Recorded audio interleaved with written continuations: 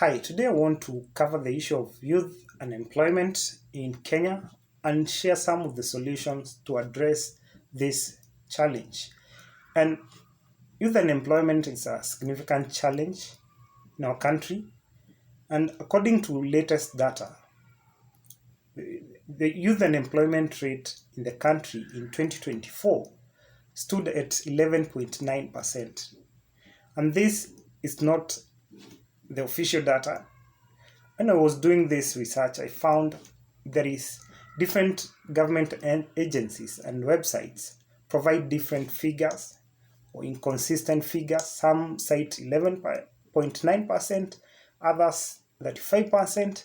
So we don't know the actual figure. But the fact remains that the youth unemployment rate in our country is higher. It's very high. And actually, we have the highest youth unemployment rate in the East African region.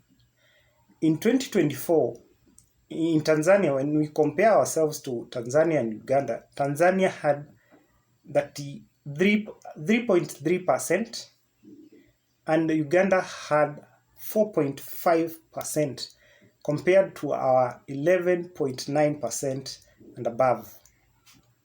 And to highlight the scale of youth unemployment or employment challenge, the World Bank reports that nearly 80% of Kenyans under 35 years work in informal, low quality or low paying jobs.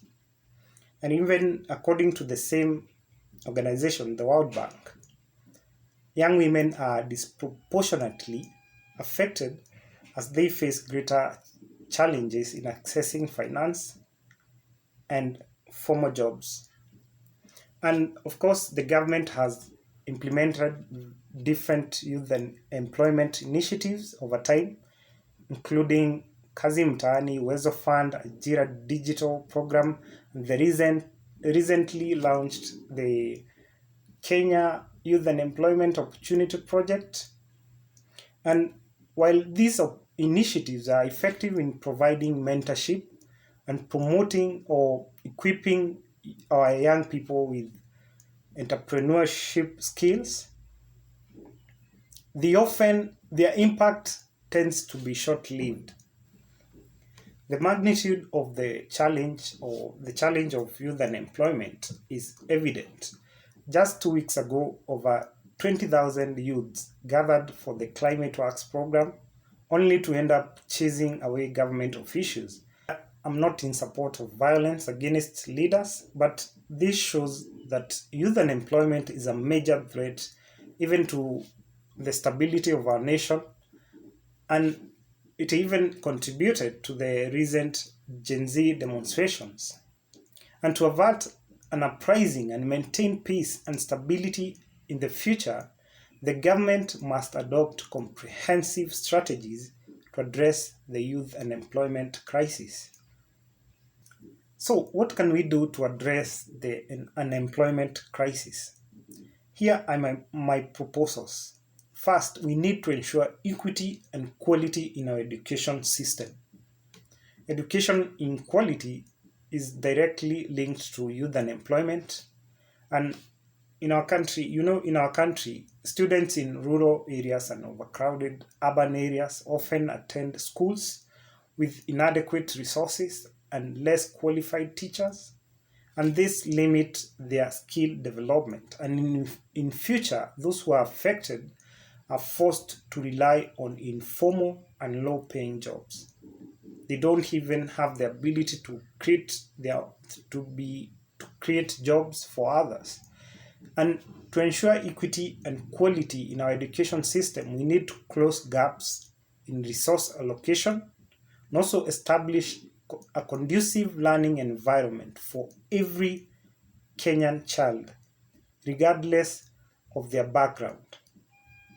And quality education for all will lead to discovery of more talents to power our economy.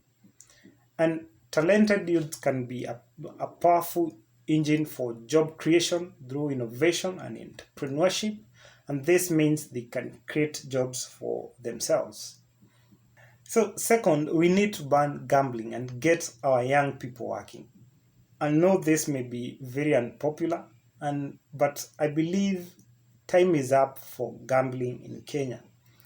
The gambling addiction in our country is one of the major drivers of youth unemployment. And gambling comes with false promises of big returns and instant fortunes, and this turns many young people onto the path of financial ruin, addiction, and broken lives. And high unemployment levels are unavoidable when young people use their hard earned money to fuel their gambling addiction. And a total ban on gambling is the only solution to this problem.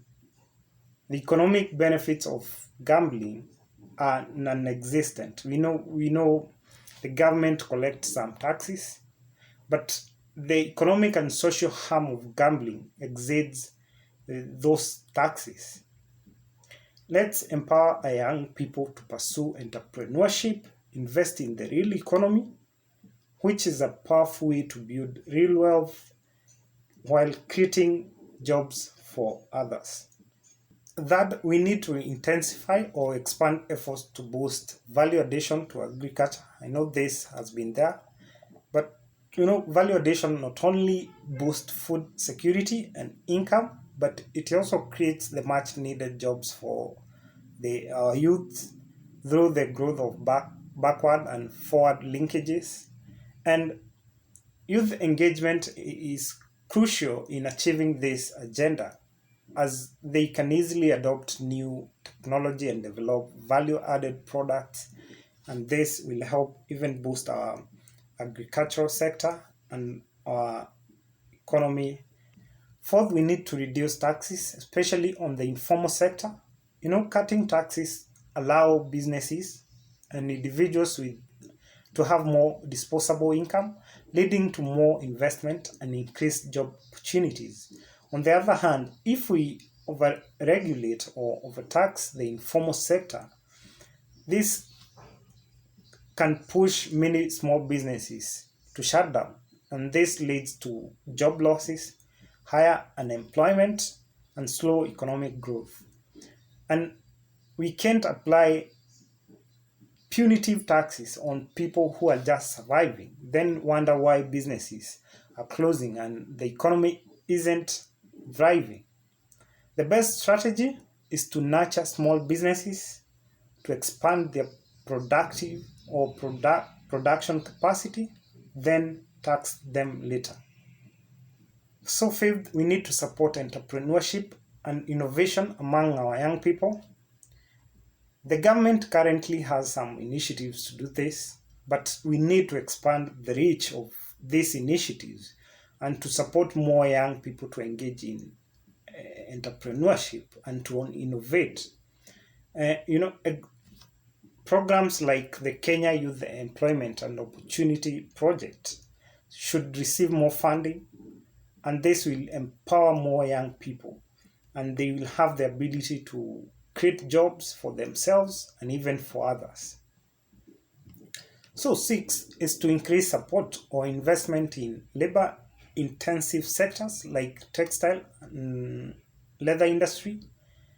These sectors can create millions of jobs for Kenyan youths, and our past effort to revitalize these industries in Kenya appears to bear no fruit, or it has been very slow, mainly due to issues like widespread corruption, supply chain inefficiencies, we don't have raw materials, or even lack of a supportive policy and regulatory framework.